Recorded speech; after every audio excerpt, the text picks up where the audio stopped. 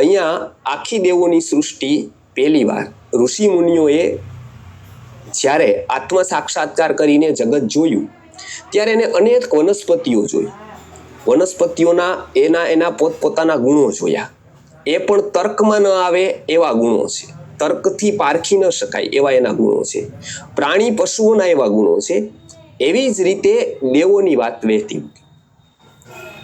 એવું ન કહી શકાય તરત જ કે મને અનુભવ નથી, મને ખબર નથી, મને જાણવામાં નથી આવ્યું એટલા માટે એનું અસ્તિત્વ નથી. કેમ કે આપણે તો આપણામાં આંગણામાં ઉભેલી એક વનસ્પતિને પણ જાણતા નથી.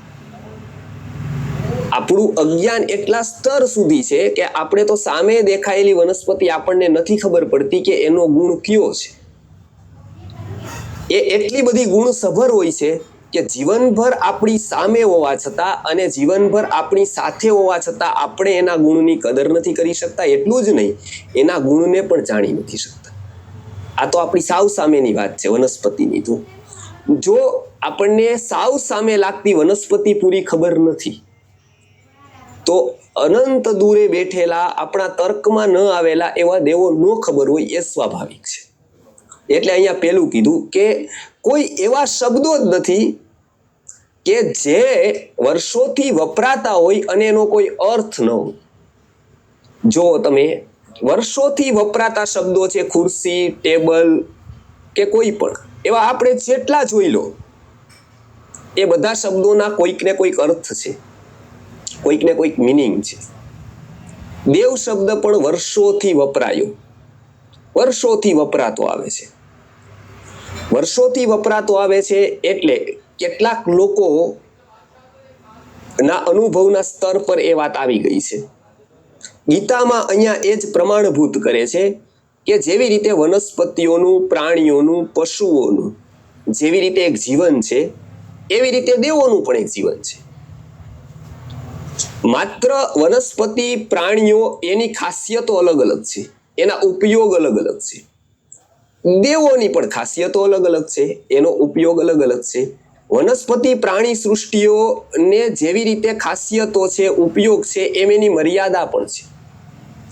એ બધું જ નથી કરી શકતી. એવી રીતે દેવોની પણ કેટલી મર્યાદાઓ છે. જેવી રીતે પ્રાણી, પશુ, વનસ્પતિની એક સૃષ્ટિ છે એમ દેવોની પણ એક સૃષ્ટિ છે. એટલે અહીંયા દેવોના અસ્તિત્વ ઉપર સ્વીકાર કર્યો છે કે હા, દેવોનું અસ્તિત્વ ચોક્કસ છે. સામે ગીતામાં એમ પણ કીધું છે કે આ બ્રહ્મ ભુવનાન લોકા પુનરાવર્તી નોર્જુન, કે આ બધા જ પુનરાવર્તી છે.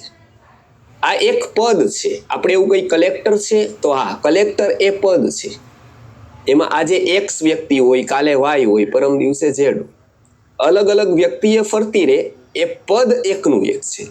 એવી રીતે વેદમાં ઇન્દ્ર, વરુણ એવા કેટલા બધા દેવોનો ઉલ્લેખ કરવામાં આવ્યો છે. એ એક એક પ્રકારના પદ છે. એમાં અલગ અલગ વ્યક્તિઓ હોઈ શકે ત્યાં. જેવી રીતે અહીંયા પદની વ્યવસ્થા છે એવી દેવોની પણ એવી એક વ્યવસ્થા છે. આયુર્વેદમાં એનો સ્વીકાર કરી અને એક અલગ ચિકિત્સા પદ્ધતિ અસ્તિત્વમાં આવી. એનું નામ છે દેવ વ્યપાશ્રય ચિકિત્સા. જેને આયુર્વેદનો અભ્યાસ કરેલો હોય એને ખબર છે કે મુખ્યતાથી આયુર્વેદમાં કેન્દ્ર બિંદુ 3 ને માનવામાં આવ્યા. એક તો ઔષધિ અને તર્કને કેન્દ્રમાં રાખીને જે ચિકિત્સા વ્યવસ્થા ઊભી થઈ એને યુક્તિ વ્યપાશ્રય એવું નામ આપવામાં આવ્યું. એમાં ઔષધિઓ અને સંસાધનોને મુખ્યતા આપવામાં આવી. બીજી એક ચિકિત્સા થઈ કે મનુષ્યને સારું જેમ ઔષધિઓથી કરી શકાય એવી જ રીતે એના મનથી પણ કરી શકાય. જેમ ઔષધિઓનું મહત્વ છે એટલું જ મનનું મહત્વ છે. એટલે મનને કેન્દ્રમાં રાખીને એક વર્ષો પહેલા એક ચિકિત્સા પદ્ધતિ અસ્તિત્વમાં આવી. એનું નામ આપ્યું સત્વાવજય ચિકિત્સા.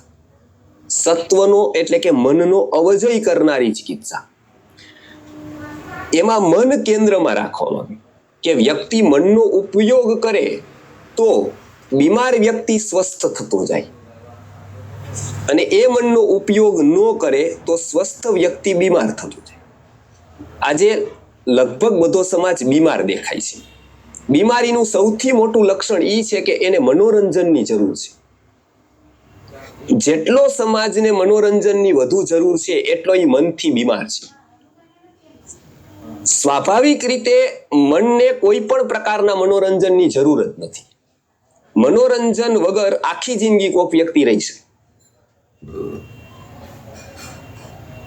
પણ એ મનને જો વધારે પડતો સ્ટ્રેસ આવે, વ્યક્તિ સત્યથી ભાગતો થાય, તો એવો વ્યક્તિ તાત્કાલિક કલ્પના ખોળે ક્યાંક, વાસ્તવિકતા સ્વીકારી ન શકે, કલ્પનામાં રહેવું ગમે. જો મનને કલ્પનાની આદત પડે એટલું મન સત્યથી દૂર દૂર દૂર દૂર થતું જાય. સત્ય સ્વીકારી ન શકે એટલે સહનશીલતા ઓછી થતી જાય. આવનારી વિપરીત પરિસ્થિતિમાં કેવી રીતે રહેવું એનું પ્રણિધાન ઘટતું જાય. એટલે મનનો ઉપયોગ કરી અને એક ચિકિત્સા પદ્ધતિ અસ્તિત્વમાં આવી, એનું નામ આપવામાં આવ્યું સત્વાવજય ચિકિત્સા. કે તમે મનનો ઉપયોગ કરો. ગીતા એ આખો સાયકોલોજીનો ગ્રંથ છે. એ બીજું કાંઈ નથી સમજાવતું. એ સમજાવે છે કે ઇનર ડિસિપ્લિન, આખું અંતરનું ઝાડ કેવું છે એ સમજી લો. તમે કોનો કયો રોલ છે એ સમજી લો. આ મનની વાત આયુર્વેદે પણ કરી, વેદે પણ કરી, ઉપનિષદોએ પણ કરી અને છેલ્લે સાયન્સે પણ કરી. સાયન્સે એનો ઉપયોગ કર્યો અનેક પ્રકારના રોગો મટાડવામાં, અને હવે બિઝનેસમાં પણ એનો ઉપયોગ થવા માંડ્યો, એડવર્ટાઇઝમાં પણ એનો ઉપયોગ થવા માંડ્યો આ દામનનો. હવે આવી વાત ત્રીજી કે આયુર્વેદે દેવોનો ઉપયોગ કરી અને એક પ્રકારની ચિકિત્સા પદ્ધતિ વિકસાવી. એનું નામ આપવામાં આવ્યું દેવ વ્યપાશ્રય ચિકિત્સા.